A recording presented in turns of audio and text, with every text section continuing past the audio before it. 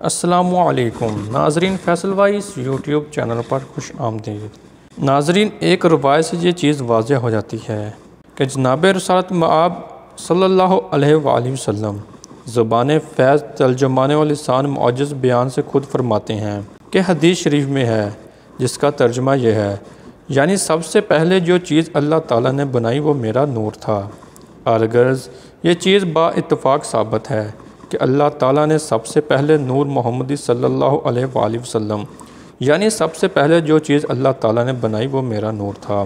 الغرض یہ چیز با اتفاق ثابت ہے کہ اللہ تعالیٰ نے سب سے پہلے نور محمدی صلی اللہ علیہ وآلہ وسلم کو پیدا کیا، اور پھر ان کے نور سے تمام فرشتے، عرش و کرسی، لوح و قلم، بہشت و دوزخ، جن و انس اور ساری مخلوقات پیدا کی۔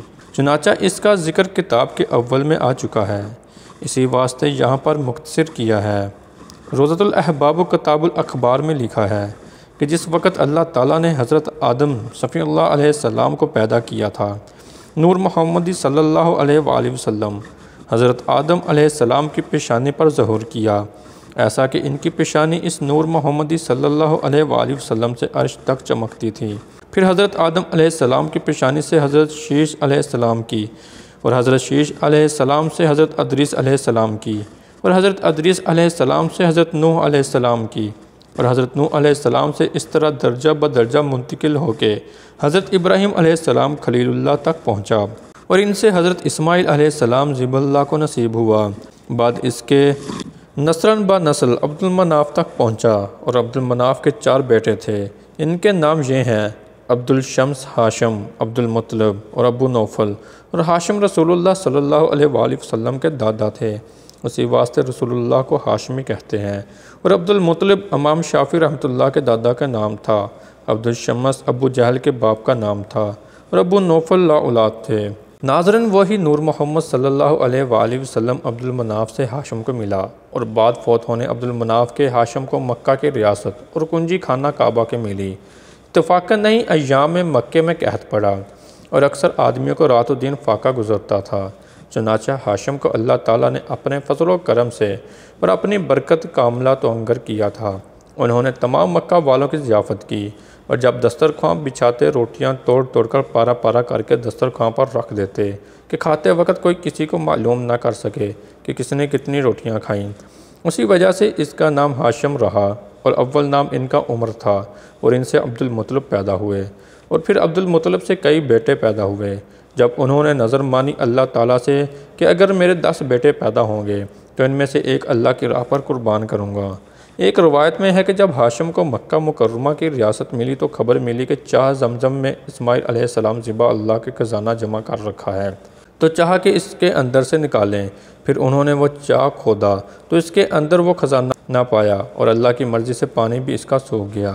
پھر انہوں نے اللہ تعالیٰ سے نظر مانی کہ اگر خزانہ مجھ کو مل گیا تو میں اس چاہ کو زسر نو تعمیر کروں گا، اور پھر ایک لڑکے کو بھی تیرے نام پر قربان کروں گا۔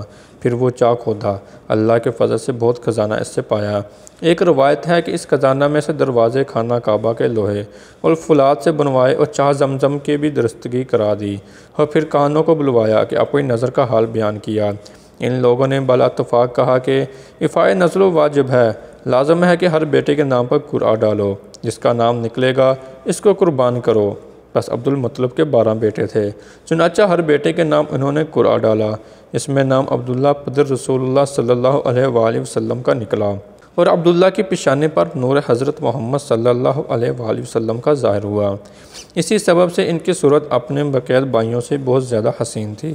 ماں باپ اور اقربا ان کو بہت چاہتے تھے، اور جب انہوں نے قربانی کی خبر سنی تو ان کی ماں اور اقربا عبد المطلب سے کہا کہ ہم لوگ عبداللہ کو قربانی میں نہ دیں گے، تم دوسری چیز قربان کر دو۔ یہ سن کر عبد المطلب نے منجموں کو بلوا کر ان سے استعفا چاہا۔ انہوں نے فتویٰ دیا کہ یہ ہو سکتا ہے۔ تب ان کے عوض 10 اونٹ قربان کیے، اور اس زمانے میں اللہ کریم کا یہ حکم تھا کہ یہ تقدیر قبولیت کی آتش آسمان سے آ کر قربانی کو جلا کر چلی جاتی تھی، اور اس وقت علامت قبولیت کی یہی تھی۔ بس وہ 10 اونٹ قبول نہ ہوئے، بس پھر اور 10 اونٹ قربان کیے، یہ بھی منظور نہ ہوئے، آتش آسمان سے نہ آئی، بس اس طرح 500 تک عبدالمطلب نے ذبح کیے، اور بعض روایت میں ہے کہ 100 اونٹ ذبح کیے، پھر وہ بھی قبول نہ ہوئے۔ پھر سب خویش و قربا نے مل کر اللہ کے درگاہ میں تضرع و مناجات کی۔ اسی وقت ایک آتش سفید مثل دودھ کے آسمان سے نازل ہوئی اور تمام قربانیوں کو جلا گئی، تب وہ قربانی اللہ کے دربار میں قبول ہو گئی۔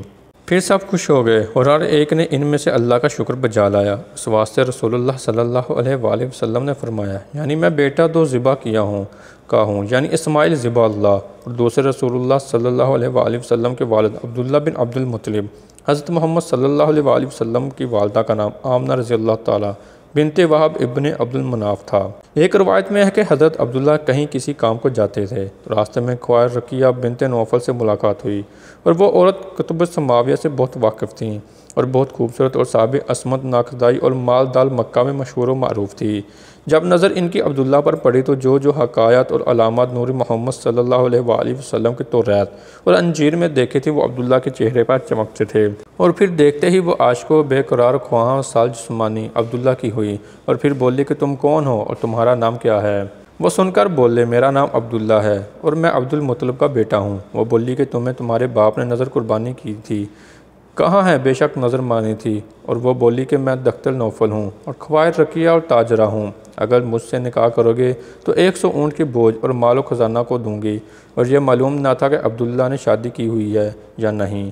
پھر عبداللہ نے ایک بہانے سے اس کو جواب دیا کہ کہا کہ بہت اچھا، اپنے باپ سے پوچھ کر ان سے اذن لے آؤں۔ تب عبداللہ نے اپنے گھر میں جا کر اپنی بیوی آمنہ سے ہم بستر ہوئے، تب وہ نور محمدی عبداللہ سے منتقل ہو کر آمنہ کے رحم میں، اور حضرت آمنہ حاملہ ہوئیں۔ اس کے بعد صبح کو اٹھ کر عبداللہ اس عورت کے پاس گئے جس سے کل وعدہ کر کے آئے تھے، جا کر اس سے کہا کہ کل جو تم نے مجھ سے نکاح کی بات کی تھی اب میں آیا ہوں۔ وہ عورت بڑی عقل مند تھی، عبداللہ کے چہرے کی طرف جو نظر کی تو وہ نور متبرک نہ دیکھا۔ پھر عبداللہ سے پوچھا، شاید گھر میں جا کر تم اپنی بیوی سے مباشرت کر کے آئے ہو، کیونکہ جو نشانی میں نے تمہاری پیشانی میں کل دیکھی تھی وہ آج نہیں دیکھتی ہوں۔ وہ بولے، ہاں، جو تم نے تجویز کی وہ سچ ہے۔ تب وہ بولی، اب مجھ کو نکاح کی ضرورت نہیں، کیونکہ جس لیے میں نکاح کرنا چاہتی تھی سو وہ بات اب ہو چکی ہے۔ ایک روایت میں ہے کہ جب صدف شکم آمنہ کا در یتیم محمد صلی اللہ علیہ وآلہ وسلم سے برآور ہوا، حضرت عبداللہ نے وفات پائی، حضرت آمنہ بیوہ ہوئیں۔ رسول اللہ صلی اللہ علیہ وآلہ وسلم کے پیدا ہونے کے پہلے 1 مہینہ 22 دن ابرہ نام ایک بادشاہ یمن میں تھا۔ وہ مردود خانہ کعبہ کے توڑنے کو بڑے بڑے ہاتھی اور بہت سا لشکر لے کر آیا تھا۔ اللہ تعالیٰ نے بے برکت قدوم حضرت صلی اللہ علیہ وآلہ وسلم کہ اس کے ہاتھ سے خانہ کعبہ کو محفوظ رکھا۔ بس قصہ ابرہ کے اس کتاب کے مؤلف نے یہاں مختصر کیا ہے، کیونکہ یہ قصہ اصحاب الفیل کا ہے اور تمام صحابوں کو اچھی طرح سے سورہ فیل میں معلوم ہے، اس واسطے فقیر نے بھی مختصر کیا۔ اکثر مفسروں نے بھی روایت لکھی ہے جو ضعیف پائی گئی ہے، وہ چھوڑ دی گئی ہے۔ ناظرین، ہماری آج کی ویڈیو آپ کو کیسی لگی؟ لائک اور کمنٹ کر کے ضرور بتائیے گا۔ ملتے ہیں اپنی اگلی نئی ویڈیو میں، تب تک اپنا بہت سارا خیال رکھیے گا۔ اللہ حافظ۔